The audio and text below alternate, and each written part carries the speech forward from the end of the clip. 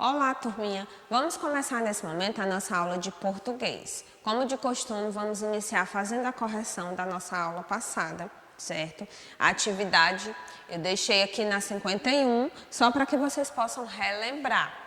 Tinha a entrevista e tinha o vídeo, pedi para que vocês assistissem, certo? Esse vídeo que falava sobre os melhores momentos do jogo entre o Brasil e o Chile, no vôlei de praia feminino. E em seguida, pedia para que vocês respondessem. Então, é das 50 até a 53. Para entender o texto, com base no texto apresentado, tanto a parte escrita quanto o vídeo, responda as questões a seguir. É uma competição de qual esporte? Você deve ter colocado aqui vôlei de praia. Então, é uma competição de vôlei de praia. B. De quais países são as equipes? Brasil e Chile, certo? Então, são equipes do Brasil e do Chile. Item C. Como se chamam as competidoras? Então, as brasileiras são Carol Horta e Ângela Rebouças. Então, você deve ter colocado aqui Carol Hortas, Ângela Rebouças. E as chilenas, Maria Rivas e Maria Mardones. Então, vamos lá. Carol, deixa eu ver se o Carol dela. Horta. Carol Horta. A outra brasileira, Ângela Rebouças. Ângela Rebouças. E as chilenas, Maria Rivas, certo? E a outra chilena é a Maria Mardones. Maria Mardones. Então, são duas duplas, uma brasileira e uma chilena. Confiram aí se escreveram assim. Vamos ao item D. Em que cidade aconteceu a partida? Cidade de Lima. Então, você deve ter escrito aqui Lima. Quem venceu a partida? A equipe brasileira. A equipe brasileira. Vamos lá. Sobre a narração ou sobre a fala do locutor, o que é possível afirmar? Marque V para verdadeiro e F para falso, de acordo com o texto. Primeira, o narrador apresenta o jogo e as competidoras é verdadeiro. Então, você deve ter marcado verdadeiro, certo? Vamos lá marcar aqui o verdadeiro. Voltando, verdadeiro. Segunda, o narrador detalha as jogadas e diz quais jogadoras participam delas. Também é verdadeiro. Terceira, os pontos do Chile e do Brasil são narrados com o mesmo entusiasmo? Falso. Quarta, o narrador diz como acontecem as jogadas, mas não revela a pontuação da partida? Falso também. E por último, o narrador demonstra conhecer o vocabulário relativo ao esporte? Verdadeiro. Então, para você narrar um esporte, você precisa conhecer, certo? E aí, agora, a última página, página 53, para a gente começar a nossa de hoje. Vamos lá. Durante a narração, são mencionados alguns dos principais movimentos de vôlei. Associe adequadamente os nomes desses movimentos as imagens que o representam. Você pode assistir ao vídeo novamente se estiver em dúvida. Aí nós temos aqui a legenda: A, bloqueio, B, saque, C, cortada. E aqui nós temos a imagem. Essa primeira imagem aqui representa o quê? O saque. Então aqui você deve ter colocado a letra B. O jogador ele vai sacar. Essa aqui de baixo, ó, nós percebemos a rede, representa o quê? A cortada. E a última representa o quê? O bloqueio. Então, você percebe que as jogadoras estão próximas à rede para bloquear. Confiram se fizeram dessa forma.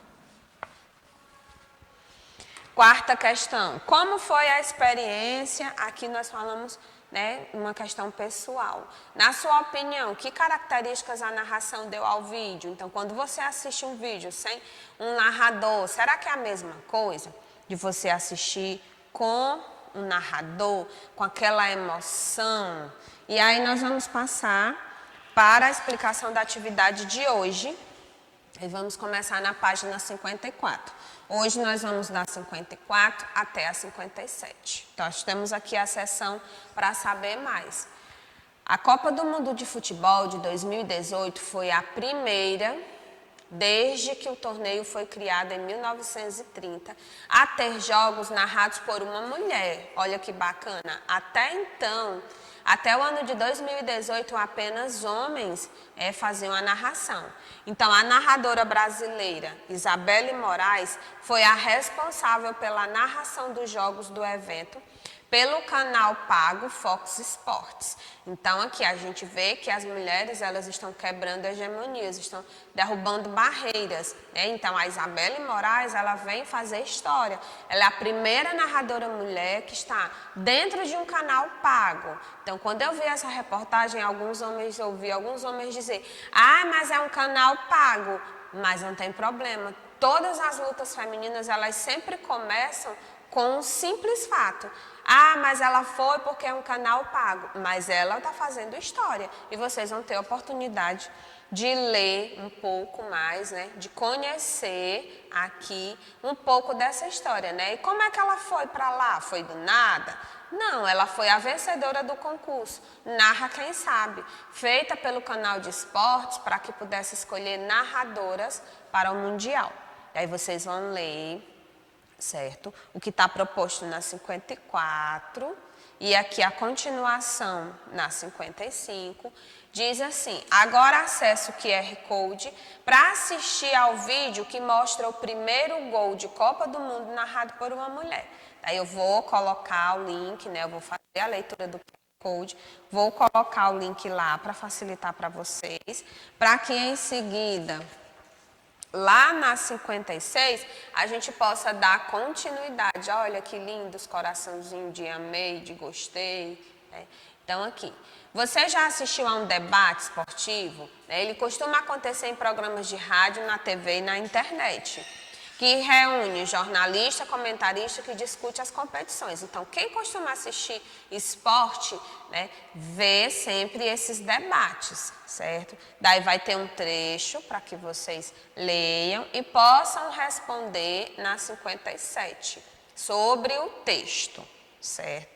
Na seção com a lupa na mão, da 57, diz aqui: o trecho de debate lido anteriormente foi retirado de um jornal televisivo. Entretanto, como você já sabe, os debates também são encontrados em rádios e na internet.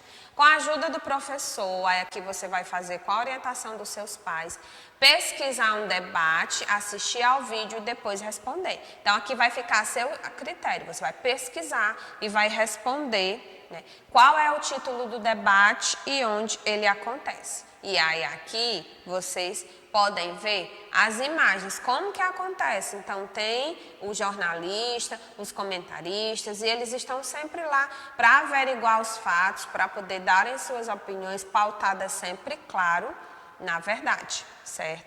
Vamos aqui à correção da nossa ficha de atividades da aula passada, que é a página 17 e 18. Vamos lá. Você já sabe que as palavras podem ser classificadas em oxítonas, paroxítonas e proparoxítonas. Então, responda as questões abaixo. A. Para uma palavra ser oxítona, qual deve ser a sílaba tônica? Então, você deve ter colocado que deve ser a última sílaba. B. Para uma palavra ser paroxítona, qual deve ser a sua sílaba tônica? A penúltima sílaba, certo? E para uma palavra ser proparoxítona, qual deve ser a sua sílaba tônica? A antepenúltima. Antepenúltima. Correto? Então, isso aqui já é um assunto que vocês conhecem. Vamos à questão 2. Pesquisar em jornais, alguns alunos entraram em contato comigo para saber se podia ser escrita. Com certeza, palavras oxítonas, paroxítonas e proparoxítonas. Utilize as palavras que você selecionou e crie ao menos 2 frases para cada classificação. Então, muita atenção, sempre falo, ao início dessas frases que devem ser com letras maiúsculas. E para hoje, o que nós temos hoje aqui na 19? Né? Então, nós vamos rever verbos no infinitivo, certo? Vamos trabalhar revisão de verbos, tanto no infinitivo como de uma forma geral. Então, nós temos aqui a 19 e a 20, rever palavras com GU e com QU, bem como oxítona, paroxítona e proparoxítona, certo? Então, vocês vão organizar as palavras aqui, como diz, estão classificadas inadequadamente, ou seja, elas estão em lugares errados e vocês vão colocar na coluna correta. Então, nós vamos chegando aqui ao final da nossa aula de português, certo? Estamos trabalhando já um pouco de revisão, porque essas fichas de atividade, elas vêm trazendo assuntos, tanto que nós estamos estudando atualmente, como questões para que você possa rever, relembrar e ver se de fato você compreendeu. Palavras com GU, com QU, verbos no infinitivo, verbos no imperativo, como de uma forma geral, tá certo? Qualquer dúvida que vocês tenham, me chamem lá no grupo, né? Me mandem uma mensagem que eu terei prazer em ajudar. Até a nossa próxima aula.